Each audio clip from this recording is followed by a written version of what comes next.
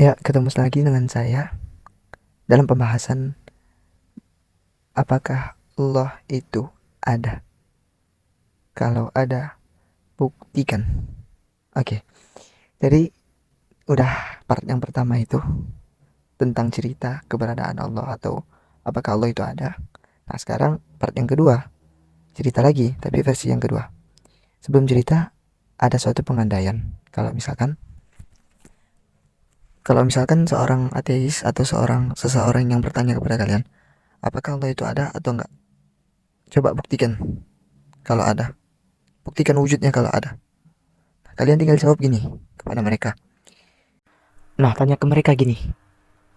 Anda bernafas menggunakan apa? Dia jawab, dengan hidung, misalkan. Ya, memang dengan hidung. Terus bilang lagi. Nah, oke, dengan hidung. Anda menghirup apa? Terus kata dia, oksigen. Yakin? Anda itu menghirup oksigen? Bilang gitu. Lalu kata dia, yakin. Baru tanya lagi. Anda percaya oksigen itu ada? Terus dia bilang kan, saya percayalah oksigen, orang saya hirup ini oksigen, katanya misalkan gitu. Baru Anda bilang gini, ya udah, sekarang coba tunjukin mana oksigen tuh. Sekarang langsung gitu. Gampang, praktis.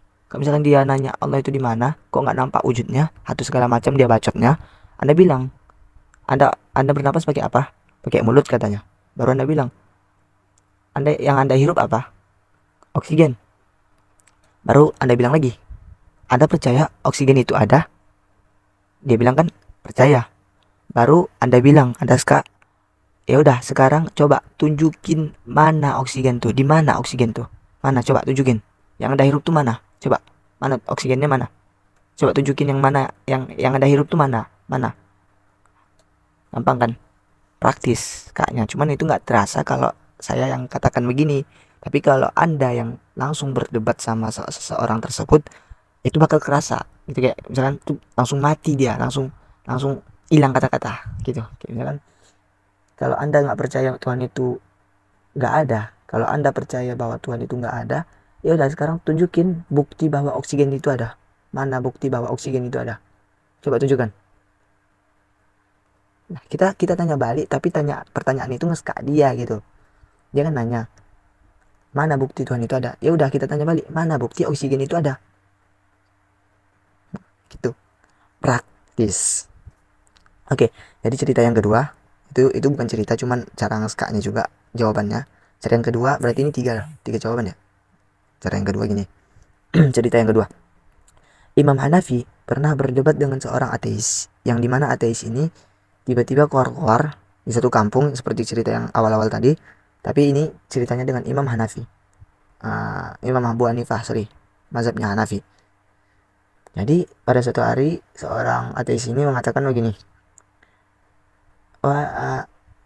Tuhan itu tidak ada, kata ateis ini. Jikalau ada, coba tunjukkan kepada saya bahwa Tuhan itu ada, bukti kebenaran Tuhan itu ada, katanya gitu. Lalu Imam Hanafi mengatakan, Tuhan itu ada, Anda mau bukti? Terus kata si ateisnya, ya saya mau bukti. Terus kata Imam Hanafinya gini, Tuhan itu ada, namun dia tidak bisa untuk dilihat, tidak bisa untuk diraba, tidak bisa untuk dicium. Sebagaimana Al-Quran ini segala macam dijelaskan Imam Hanafi, cuman kita nggak perlu jelasin pakai dalil Al-Quran, cuman kita pakai dalil akal aja, biar lebih filsafatnya lebih kena gitu. Kita harus berfilsafat di sini. Jadi kata Imam Hanafi, sebenarnya gini, kalau kita mau berdebat kita harus banyak ilmu tentang filsafat, kita harus tahu memutar otak, kita harus jaga memutar otak, dan kita harus tahu, dan kita harus ada bekal untuk berdebat. Kalau nggak ada bekal ya kita bisa kalah gitu, kita bisa terdiam, nggak berkutik, kita bisa ketakutan, kita bisa segala macam, dan dia bisa menang. Gampang menangnya kalau kita nggak ada materi, nggak ada bekal gitu. Kalau ada ya gampang, tinggal gas aja gitu kan. Oke, jadi kata Imam Hanafi, dia memang tidak bisa diraba, tapi dia ada. Lalu kata ateisnya nantang lagi, ya nggak bisa dong disebut Tuhan kalau dia nggak bisa diraba, nggak bisa dirasakan, nggak bisa dicium, nggak bisa dipegang. Kalau dia bisa dia bisa dipegang nggak? kata ateis nih. Lalu kata Imam Hanafi, nggak bisa, tapi dia ada, kata Imam Hanafi. Lalu kata ateis ini apa? Ya nggak bisa gitu dong, itu nggak Tuhan namanya, nggak bisa, nggak ada wujudnya gitu kan, nggak bisa dilihat, kata ateis nih, yang kayak ngejek-ngejek gitulah, intinya ngejek-ngejek, kalimatnya ngejek-ngejek. Lalu kata Imam Hanafi, mulai ngeskak. Lalu kata Imam Hanafi, kau nih, anda ini sebenarnya manusia apa bukan, kata Imam Hanafi. Sebenarnya debat ini kita nggak full ngejawab, tapi kita nanya balik buat ngeskak dia gitu. Itu serunya debat. Jadi kata Imam Hanafi, anda ini manusia apa bukan? Lalu kata di sini, saya manusia. Lalu kata Imam Hanafi, anda berakal nggak? Kata ateis ini, berakal. Nah, lalu kata Imam Hanafi, anda punya otak nggak? Dijawab oleh ateis, saya punya otak, kata ateis itu. Baru kata Imam Hanafi, ya udah sekarang kalau anda memang berotak, mempunyai otak, coba tunjukin mana otakmu. Kalau emang anda berotak, kalau memang anda mempunyai otak, coba tunjukin mana keberadaan otakmu itu. Mana otakmu, coba tunjukin ke saya, mana otakmu itu. Kalau anda nggak bisa nunjukin ke saya otakmu, berarti anda nggak berotak. Paham sampai sini kata-katanya? Kalau anda tidak bisa menunjukkan bahwa kalau anda tidak bisa menunjukkan otak anda, berarti anda tidak berotak. Paham sampai sini kata-katanya kan? Sekaknya kan? Nah, sama seperti kayak tadi. Dia meragukan bahwa Allah itu ada. Lalu kata Imam Hanafi, Allah itu ada namun tidak bisa dinampak, tidak bisa dirasakan, tidak bisa nampak wujudnya. Lalu kata ateisnya, nggak mungkin. Kalau yang nggak nampak wujudnya, ya nggak ada gitu kan, kata ateisnya. Lalu kata Imam Hanafi, ya udah tunjukin otakmu. Di mana? Tunjukin otakmu. Mana otakmu? Kalau kau nggak bisa nunjukin otakmu, ya udah berarti kau nggak berotak. Paham sampai sini kata-katanya? Kita harus punya ide tinggi, kita harus punya pemikiran tinggi supaya bisa memahami kata-kata ini.